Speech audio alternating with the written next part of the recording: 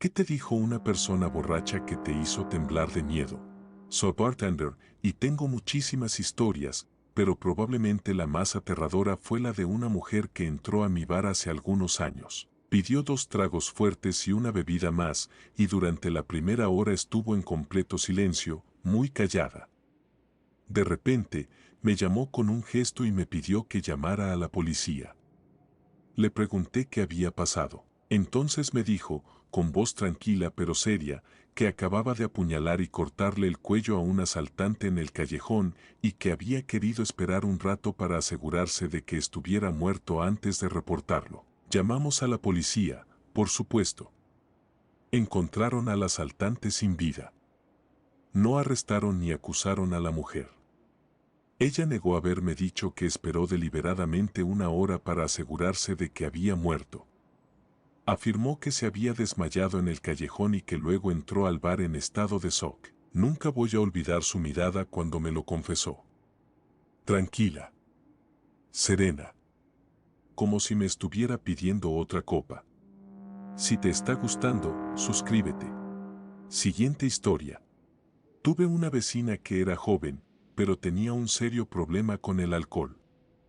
Antes de conocerla había trabajado como enfermera, aunque para entonces ya estaba bajo investigación porque habían desaparecido medicamentos en su lugar de trabajo. Una noche, completamente borracha, me confesó algo que me dejó helado. Dijo que en varias ocasiones había puesto almohadas sobre el rostro de algunos pacientes ancianos y los había asfixiado.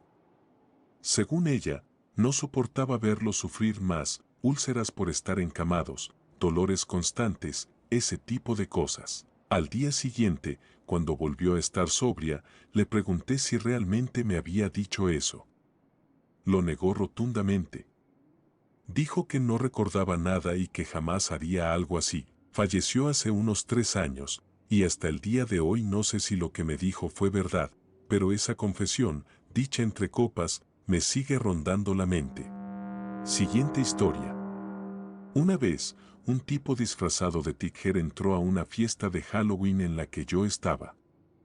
Eran como las 4 de la mañana, así que todos ya estábamos bastante borrachos. El tipo se sentó en mi regazo y empezó a intentar convencerme de que yo era un hombre trans, lo cual no soy, y que debería hacer la transición y luego salir con él. Después, empezó a contarme con lujo de detalles cuánto odiaba a su madre y cómo, exactamente, le gustaría matarla y desmembrarla. Y no solo eso, también intentó convencerme de que yo odiaba a mi madre, cosa que no es cierta, y que debería matarla también.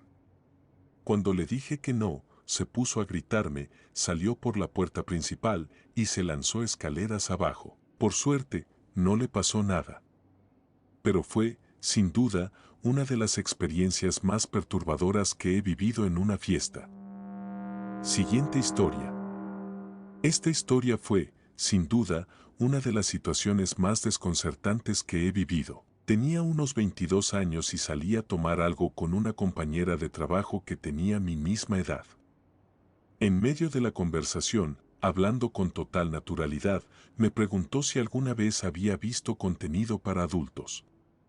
Le dije que sí, como algo normal. Entonces me comentó que, navegando por internet, se había topado con material muy inapropiado que involucraba a menores y que le había generado confusión porque, según ella, no parecía tan terrible. Dijo que había buscado más porque quería entender si en realidad era tan grave como la gente decía. En ese momento me quedé totalmente en shock.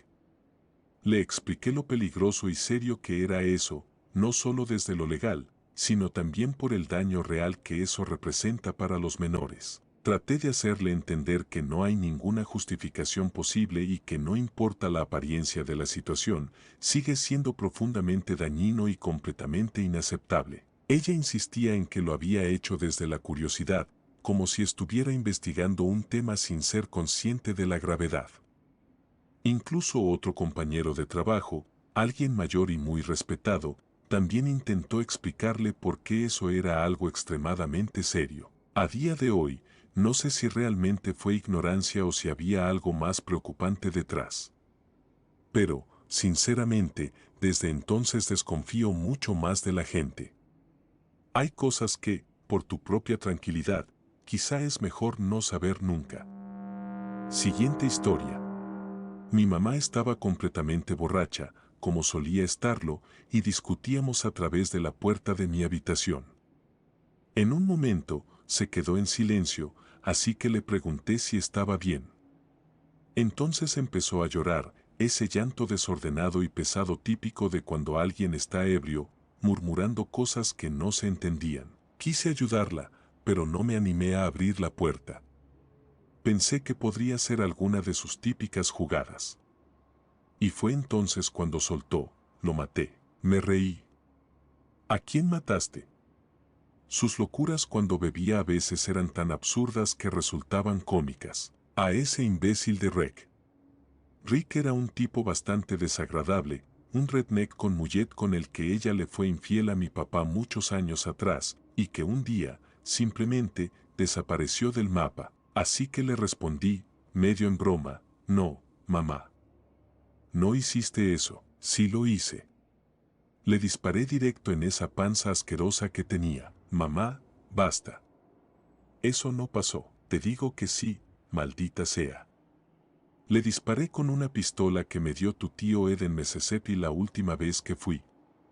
Le habían limado el número de serie. Entré a su casa y le disparé mientras estaba sentado en el sofá. Mamá, fue un sueño, nada más. Está muerto. Le disparé 3 veces. 3. Mamá, cállate, papá va a subir. Que se joda. Luego empezó a llorar otra vez, pero su voz se volvió más pequeña, más tranquila.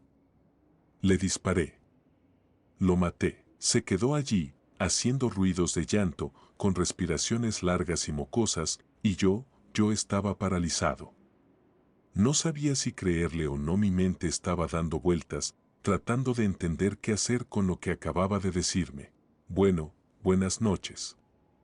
Y se fue tambaleando a su habitación, como si nada. ¿Y ahora qué demonios se supone que debía hacer yo con esa información? Esta conversación ocurrió hace como 15 años.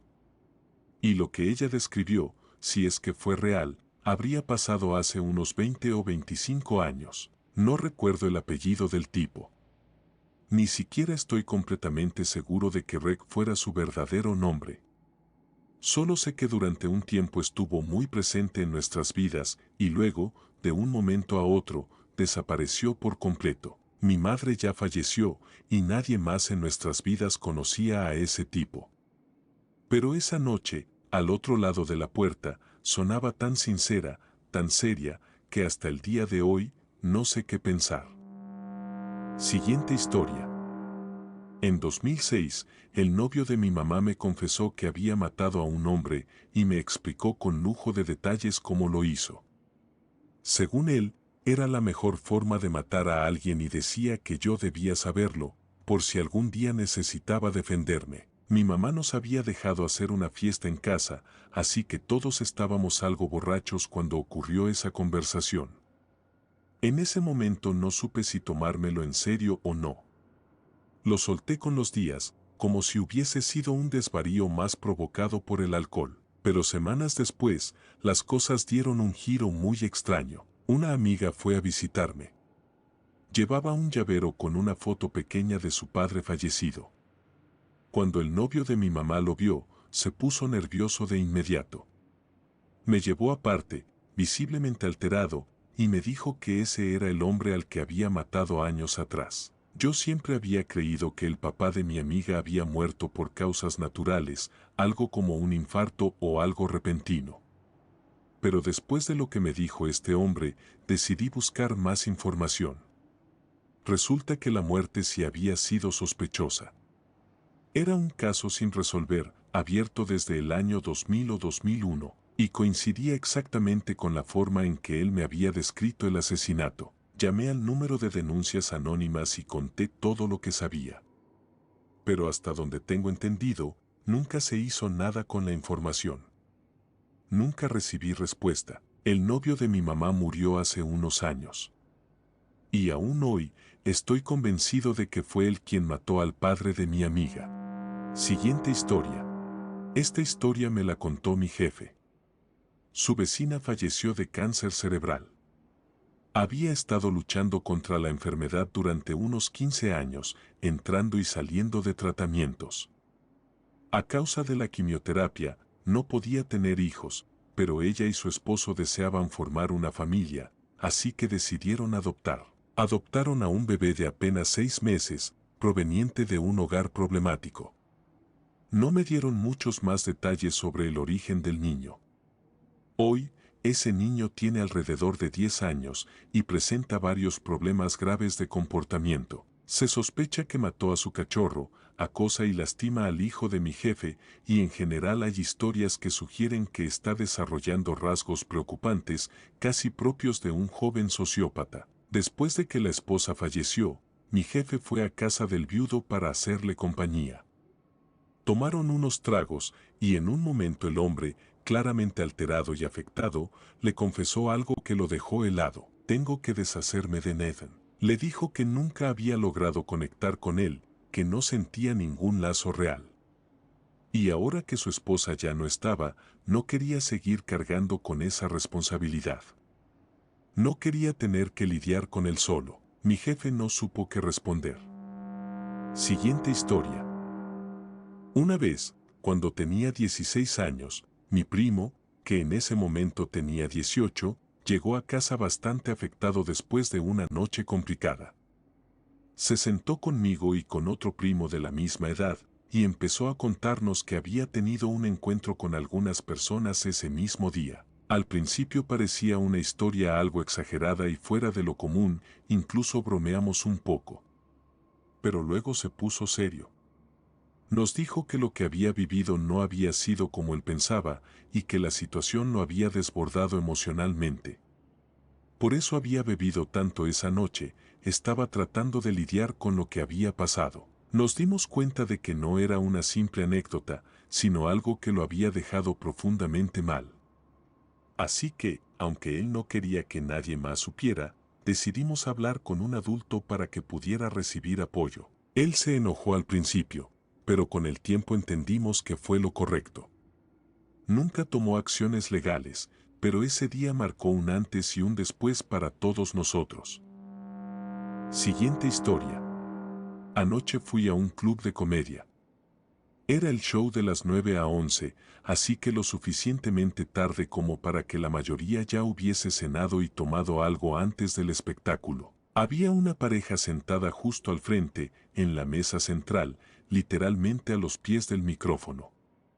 Durante las rutinas de 3 comediantes diferentes, el tipo no paraba de gritar, aplaudir por todo, reírse incluso durante la introducción de los chistes, el típico borracho que interrumpe y distrae. Ya con el tercer comediante, este decidió enfrentarlo un poco, como suelen hacer los cómicos cuando alguien está arruinando el ambiente. El tipo dijo que llevaba 20 años con su pareja, ella lo corrigió, 6 meses.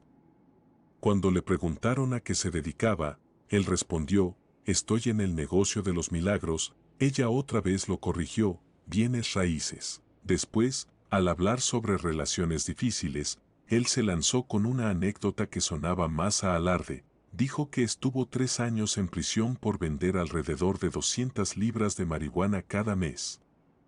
Incómodo, sí, pero la audiencia medio lo dejó pasar, aunque claramente estaba tomando el show como su espacio personal. Y justo cuando el comediante estaba pensando cómo retomar el control, el tipo suelta algo completamente inapropiado, oscuro y perturbador, algo que no repetiré aquí palabra por palabra, pero que involucraba violencia en prisión, como si fuera un logro o algo de lo que enorgullecerse. El silencio en la sala fue inmediato.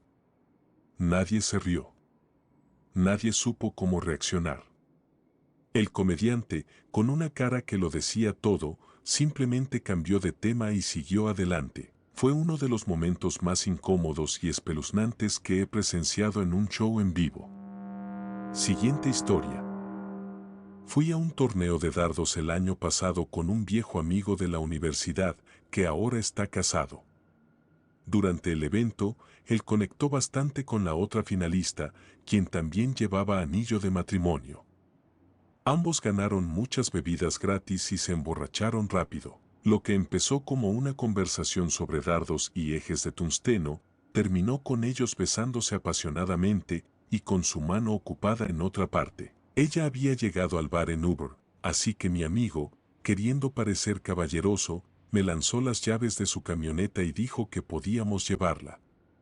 Abatió los asientos traseros y acomodó unas mantas para el trayecto. Yo intenté no mirar, pero como conductor designado, a veces uno tiene que usar el retrovisor y estaba bastante claro que estaban teniendo relaciones íntimas ahí atrás. Cuando lo confronté sobre su infidelidad después de dejarla en casa, me dijo, no cuenta como engaño si los dos están participando. Yo le pregunté, pero, ¿cómo puedes hacer eso? Y él, totalmente borracho, no entendió que me refería al peso en su conciencia.